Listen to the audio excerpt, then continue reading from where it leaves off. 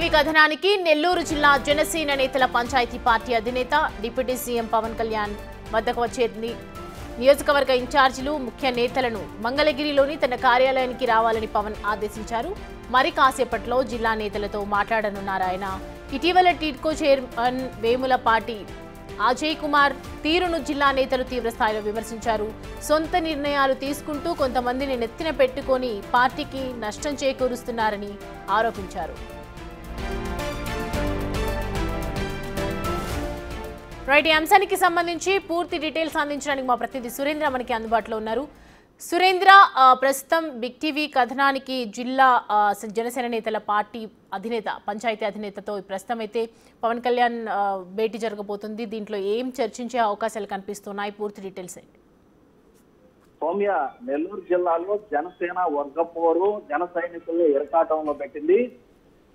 TIDCO chairman Vemulapati Ajay Kumar తీరు పైన ఇటు ఉమ్మడి నెల్లూరు జిల్లాలోని నియోజకవర్గాల జనసేన ఇన్ఛార్జీలు తీవ్ర స్థాయిలో ఇటీవల మండిపడడం జరిగింది. ఈ నేపథ్యంలోనే నియోజకవర్గాల ఇన్ఛార్జీలు రాష్ట్ర నాయకులు ఒకే వేదికపై వచ్చి రౌండ్ టేబుల్ సమావేశం ఏర్పాటు చేసుకొని ఈ యొక్క అజయ్ కుమార్ తీరునైతే తప్పుపట్టడం జరిగింది. అయితే దీనిపైన బిగ్ టీవీ వరుస కథనాలు ప్రచారం చేయడం జరిగింది. దీంతో పవన్ కళ్యాణ్ ఈ యొక్క బిగ్ టీవీ ఎఫెక్ట్తో స్పందించి ఆ యొక్క నెల్లూరు జిల్లా సంబంధించినటువంటి ఇన్ఛార్జీలందరినీ కూడా విజయవాడ తమ జనసేన ఆఫీస్ కి పిలిపించుకొని సమావేశం కూడా ఇప్పుడే పూర్తయినట్లుగా తెలుస్తా ఉంది. ఈ సమావేశంలో పవన్ కళ్యాణ్ ప్రక్షాళన జనసేనలో ఉన్నటువంటి ఏదైతే వర్గపోరు ఉందో దాన్ని అంతా ప్రక్షాళన చేసేందుకు కూడా నెల్లూరు నుంచే మొదలు పెట్టారని చెప్పి కూడా తెలుస్తోంది. నెల్లూరు జిల్లానే కాకుండా ఇతర రాష్ట్రంలో ఈ యొక్క ప్రక్షాళన కూడా మొదలు పెట్టే విధంగా ఈ యొక్క జనసేన ప్రధాన కార్యదర్శి తమ్మి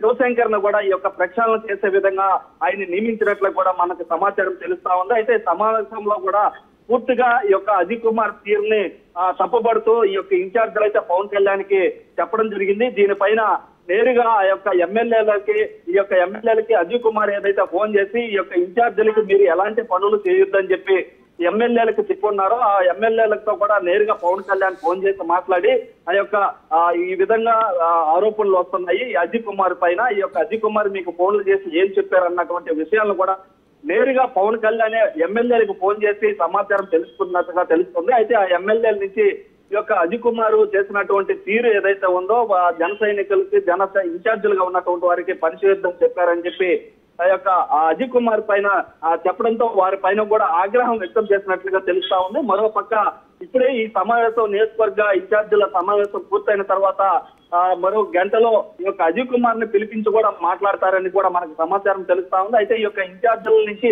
మీరు ఈ ఇన్ఛార్జీల పైన కూడా ఈ యొక్క అసహనము వ్యక్తం చేస్తున్నటువంటి పరిస్థితి ఉంది. ఇటువంటివి రచ్చకెక్కకుండా నేరుగా ఆఫీస్ కి లేదా మాకు తెలియపరుస్తుంటే బాగుండేదని చెప్పి కూడా వారిని కూడా మందలించినట్టుగా తెలుస్తా ఉంది. అయితే ఇన్ఛార్జీలకి మొదటి నుంచి జనసేన పార్టీలో నమ్ముకొని ఉన్నటువంటి వారికి ఎక్కడ అన్యాయం జరగదు, ఎవరిని వదిలిపెట్టము, ప్రతి ఒక్కరికి న్యాయం జరుగుతుంది. మీకు జనసేన పార్టీలో కష్టపడిన వ్యక్తులకి ఖచ్చితంగా ఎక్కువ పార్టీలో ప్రాముఖ్యత ఉంటుందని చెప్పి కూడా వారికి హామీ ఇచ్చినట్లుగా తెలుస్తా ఉంది. అయితే ఇలాంటి విషయాలన్నీ కూడా బయట రచ్చకెక్కకుండా నేరుగా నా దృష్టికి తీసుకొని వస్తుంటే బాగుండని చెప్పి కూడా తెలుస్తా ఉంది. మరో పక్క ఈ యొక్క టిడ్కో చైర్మన్ అజయ్ కుమార్ తీరు పైన కూడా అసహనం వ్యక్తం చేసినట్లుగా తెలుస్తా ఉంది. ఈ యొక్క సమావేశం కూడా దాదాపుగా 2 గంటల పాటు సమావేశం జరిగినట్లు మనకి ఇప్పటికున్నటువంటి సమాచారం. అయితే దీంట్లో వారికి ఎవరైతే కొత్తగా వచ్చినటువంటి వ్యక్తులు అయితే ఉన్నారో వారిని అయితే ప్రోత్సహించేటువంటి ప్రసక్తి లేదు. కొత్తగా వచ్చినటువంటి వారికి ప్రాముఖ్యత కూడా తక్కువ ఉంటుంది.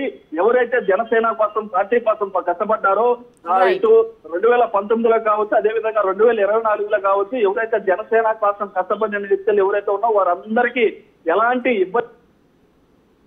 Right Surendra, thanks for the updates.